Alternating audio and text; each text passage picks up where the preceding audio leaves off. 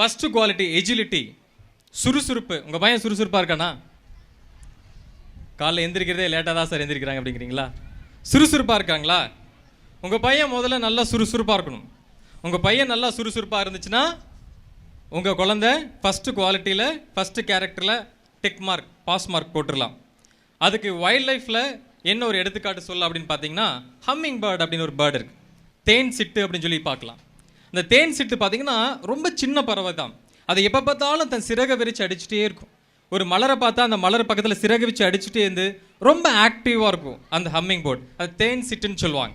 உங்கள் குழந்தை தேன் சிட்டு மாதிரி ரொம்ப ஆக்டிவாக இருக்கானா? ஃபஸ்ட். ரெண்டாவது பட்டாம்பூச்சி. இந்த குழந்தைகளை அழகாக கொண்டிருக்காங்க பட்டாம்பூச்சி மாதிரி. பட்டாம்பூச்சினாவே ஒரு பழமொழி இருக்குது, பட்டாம்பூச்சி மாதிரி பறக்கிறாங்க அப்படின்னு சொல்லிட்டு. உங்கள் குழந்தை பட்டாம்பூச்சி மாதிரி பறக்கிறானா? ரொம்ப சந்தோஷம். பட்டாம்பூச்சியுடைய ஆயுள் காலம் 2 வாரத்துலேருந்து 4 வாரம் தான். ஆனால் அந்த பட்டாம்பூச்சி எவ்வளோ ஆக்டிவாக இருக்குது. ஸோ உங்கள் பையன் பட்டாம்பூச்சி மாதிரியும் ஹம்மிங் பேர்ட் தேன் சிட்டு மாதிரியும் ரொம்ப ஆக்டிவ்